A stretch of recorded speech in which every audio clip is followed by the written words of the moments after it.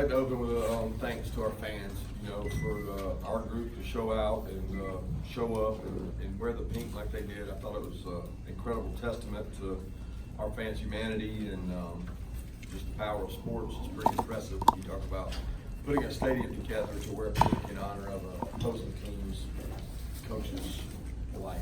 I think that's honorable. And I appreciate them doing that. I appreciate them showing up.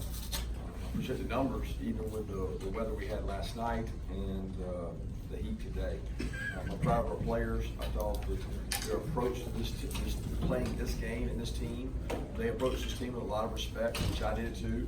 I still think that they play in one of the tough conferences, and they've got a good football team. We played probably better today, at least defensively, than we had been playing, and had some tough contested plays on the outside. And then offensively, I thought we mixed tempo and playing the ball well and did some good things. But that's football, and we got to continue to improve, and we got to show improvement this week for sure. Coach, I was going to ask you, you did talk up Arkansas State pretty good, but did you feel like your team took some steps both offensively and defensively that might have been missing a little bit for a few weeks? I don't know. Once I realized they struggled to run the ball there in the first half. I thought they would have a little more success being able to run it, and we played more physical up front, and we're able to play, looser coverages and some things to help guys out. And I thought the up front played well. I thought that the linebackers added in and did some things that created problems for them, and it helped us be free to play some different things. So I thought they played well early, and it helped kind of set the tone for the offense scored on those opening possessions. Kirby, I know you judge games on a bunch of different things, but how much does a shutout mean to you? Well, for me personally, it's not a lot. For the defense, I want that for them. I want that reward for them. I want it for the coaching staff, for Dan, Schumann, Trey, Charlton, all the GAs and assistants who spend countless hours staying up there and game planning for every little thing that you can get. And you might plan for 1,000 things a week, and you only get 10 of them. And for it to pay off and get a shutout, and for the kids who practice so hard, and so many guys played for defense. I don't know how many we played, but we played a lot of guys. And I've been at a lot of games that end sloppy, and you don't give up that touchdown, you feel like deflated. But it's nice to walk out of there with a shutout and reward the players who got to play, that played to the standard that we got to play to. Coach, you talked about during spring, you talked about the play of your wide receivers and wondering how they would respond once the season started. Just 3 games into the season, how would you just evaluate the play of those receivers? Well, when they've had an opportunity, they've done well. They've blocked the perimeter well. They played physical. They played fast. A lot of guys have got to play. We haven't had a lot of drops. We've had some lack of execution that has to improve to get to where we want to go, and they continue to improve. I'm proud of them for all the words and all the criticism that was out there for them, or concern, I should say, that was out there for them, and I think they've responded well to that. But we just don't have a deep group there. I mean, we're thin and wide out, and it's tough. These guys are going down. Can you talk about the learning curve that Pickens has been on? It seems like each week, right before our eyes, we're seeing more from George. Well, I think you're seeing that because he's, we're trying to use his talents more. First game, we didn't know how he would respond, and we tried to get him the ball there some late. And then second game, we certainly had some opportunities to use him, and he's improving, and he's also proving that he can become accountable. And all people see is the catches. You don't see when he doesn't catch the ball or he has a busted route. He had several things today that he didn't do right, he didn't do well. So he has a lot of improving to do, where I know the consensus will be he had catches, he had wows, he had this, but when he didn't have the ball or the ball was not thrown to him, a lot of those were because he wasn't doing what he was supposed to do. Coach, after the season opener, you talked about DeAndre Swift and the possibilities of him being more successful if he could do things like just look for ways to make different cuts to get more yards, to be a better competitor and kind of contribute to the team overall versus just looking at it from the perspective of, hey, I can make guys miss. So what you saw in him today, what you've seen in him since the season opener, are you seeing his skill sets evolve? Yeah, the biggest skill set I'm seeing evolve with him is his impact on others. He's always had this skill set of making people miss. He's fast, he can catch, he's elusive. He's running with more power now, but I think his biggest skill set is making sure that other people are buying into the principles and values of the organization. And that means if we're going to a pregame meal, or we're going somewhere for a walkthrough, or we're going to a meeting, or we're on the sideline, his impact is much more important there than it is just what he does with the ball. Because he's always been able to do that with the ball. His ability to tell a young player that's not how we do things is way better than me telling him that. And when Swift does that, that has a huge impact on the confidence of our team, and it gets buy-in for us. Kirby, a lot of people on Cook's Lawn touching around. Is there any part of you that would have liked to have channeled a little more before next week, just to maybe answer some questions? I mean, it's hard to answer that question, because you'd like to say yeah, but then we'd be asking ourselves a lot more questions. You know, the teams we played, so it's tough. I don't worry about that as much as I worry about the physical conditioning, because physical conditioning of playing a full-quarter game, there's really only one way to simulate that, which is play it, and we haven't, you know, and I can't rightfully just keep the guys out there and not play other players. So that's the toughest thing. We got to be in shape, ready for a full-quarter game. The rest of the season, it's going to be that way. I'm not talking about next week. I'm just looking at the outlook. You got to be able to play 4 quarters. We kind of had to do that at Vanderbilt, but we haven't had to do it like we know we're going to have to. Kirby, a lot of people on the Cook run, I think early in the third, took their eyes off Cook and started watching Lawrence blocking down the field. What did you see on that, and just if you could talk about his blocking? I don't know if you're talking about the reverse. I mean, the one I'm thinking of, I saw Cade Mays and Charlie are the 2 guys that stuck out to me. Cager had some really crucial blocks. He had 2 or 3 that were what I call touchdown springing blocks.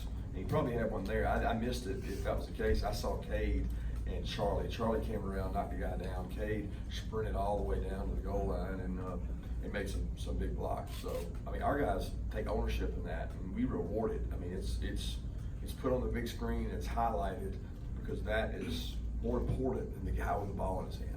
Maybe not to you guys, but it's certainly more important in our team scheme of things. I can't believe it took this long to ask, with Notre Dame finally coming up. You know, we haven't been able to talk about it, but I mean, all eyes in the nation are going to be on this top 7 matchup. Can you talk about how you feel like your team is prepared for a game on that stage and everything that's going to take place this week? Yeah, I think the way you prepare for that is play in it. I mean, there's no preparation. We have a lot of preparation to do to get ready for the game, but as far as the stage, the biggest thing you can do is let your players relax and play. The team that makes the fewest mistakes will usually win that game. The team that overanalyzes it and hypes it up and makes it bigger than it is and larger than life, sometimes that gets you in trouble. We played in a lot of big games. We got a lot of kids in that building, that team room in our building that have played in big football games, so they're not going to be intimidated by that. But Notre Dame has a very good football program. They've got a really good team, and they've got a coaching staff to do a tremendous job. We were one of the top 4 teams in the country last year, guys, and played Clemson super tight throughout the game. So I got a lot of respect for them and their program, and they do a great job. Kirby, that 4th quarter stand, a timeout was called on both sides. All the fans were getting into it. Did it feel like you were up as big as you were at that moment? No, I mean, I never look at the scoreboard. I mean, it doesn't matter. You know what I mean? Like, I'm coaching to coach the players like it matters to them just as much if it's 7-7. So that to me, I don't even know what the score was, and I don't care. I mean, we're trying to get those players to execute at the highest level possible, not get caught up in the moment. It was good for them to have a little, you know, a little anxiety, a little crowd noise, a little, hey, this is important, because that a lot of those kids may be in the game if somebody goes down. Tyler Simmons went down early, looked like he got body slammed out of bounds. Can you update us on his injury, and how clean did you come out of it other than that injury? I'm not sure on Tyler. We'll have to see Monday. We think he's going to be okay. He bumped his shoulder over on the sideline. I couldn't see it from where I was, but when the crowd responded, it looked like it was late or something. But I think he's going to be fine. I think he probably could have played if he had to have. Other than that, D-Rob had some nagging injuries that were bothering him, so he wasn't able to finish out. I don't know who else you're asking about. What kind of improvements has Dominic Blaylock made, where he's able to go from not playing against Vanderbilt to playing like he did today, and where does he have to keep doing going forward?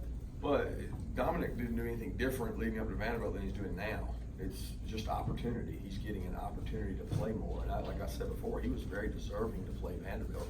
We just didn't get an opportunity during the game to get him in there, and he's taking advantage of his opportunities. Dom works every day so hard. He catches the balls thrown to him. He's got a very compact body type. He's hard to tackle. He's a very savvy route runner. He's got great hands. Kirby, said this week your corners were going to have to win some one-on-one battles. How impressed were you with what they were able to do to shut down Arkansas passing game? I was pleased with their competitive toughness at the line, like getting hands on people and getting physical at the line. I still think that Arkansas State has good wideouts. They've got good players, and they're going to score a lot of points in their league. They got a vertical passing game, but we were able to make some plays out on the perimeter, and we really challenged those guys all week. And I thought, all four of those guys played well while they got to play.